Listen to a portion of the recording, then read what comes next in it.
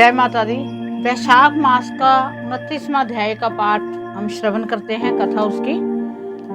तो प्राचीन समय में कश्मीर में देवव्रत नाम का एक ब्राह्मण था। उसकी मालिनी नाम की एक पुत्री हुई। वह कन्या उसकी सत्यशील नाम वाले विद्वान ब्राह्मण को ब्याही गई। वह उसके साथ विवाह करके अपने साथ यवन देश में ले गया।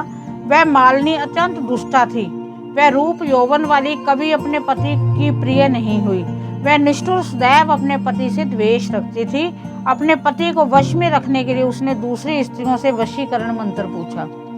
उन्होंने कहा, हमने तो अपने पति को वशीकरण औषधि से वश में कर लिया है, तू भी योगिनी के पास जा, वह तुमको दिव्य औषधि देगी जिससे तेरा पति अवश्य तेरे वश में हो जाएगा। उनके कथा अनुसार वह योगिनी के मंदिर में गई जहाँ पर कुटी में से 100 स्तंभ बने हुए थे।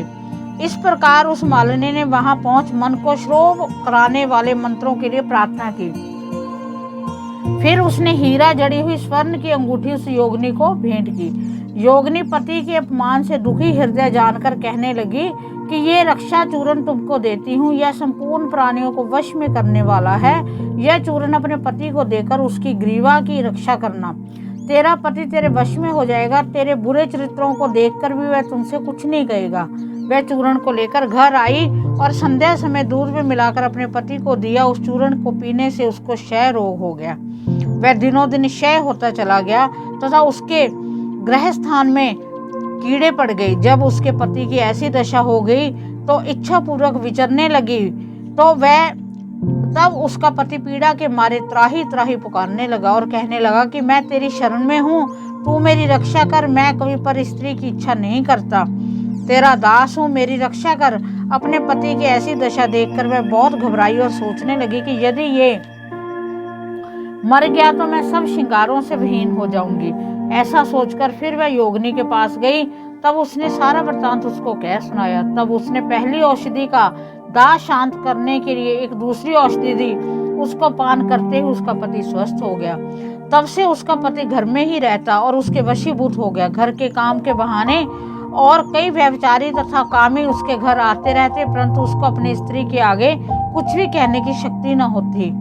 इसी पाप के कारण उसके सारे शरीर में कीड़े पड़ गए। उस मालिनी के कान, आंख और जीवा में छेद हो गए। उसके स्तन कट गए, उंगलियां गलने लगी, पैरों से लूली हो गई और ऐसे कष्ट भोगकर कुछ दिनों पश्चात दुखी होकर मर गई और नरक भोगने लगी। 15,000 वर्ष तक त्राम भांड नामक नरक में दग्ध होती रही।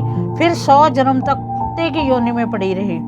देव योग से जब कर्म फल पूरा हो गया तो वैशाख मास में संक्रांति में शुक्ल पक्ष की द्वादशी के दिन पद्म बंधु का पुत्र नदी में स्नान कर पवित्र हो गीले वस्त्रों से ही घर आया। वहां पर तुलसी वृक्ष के पास उसने पैर धोए। उसी स्तंभ के नीचे वह कुतिया सो रही थी। सूर्य उदय से पहले वह कुतिया उस चरण धोए जल से में लेट गई। उसके तत्काल पाप नष्ट हो गए और पूर्व जन्म के सब पाप कर्मों की याद हो गई।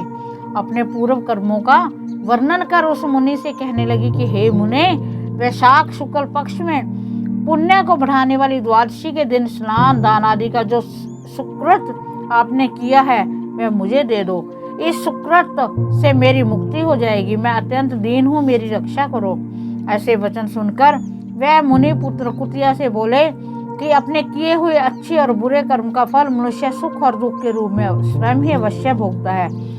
ऐसा वचन सुनकर कुतिया दुखी होकर ऊंचा मुख करके जोर जोर से उसके पिता पद्म बंधु से कहने लगी, आपके द्वार पर पड़ी रहने वाली कुतिया हूँ, आपका जूठा टुकड़ा खाती रहती हूँ, आप मेरी रक्षा कीजिए।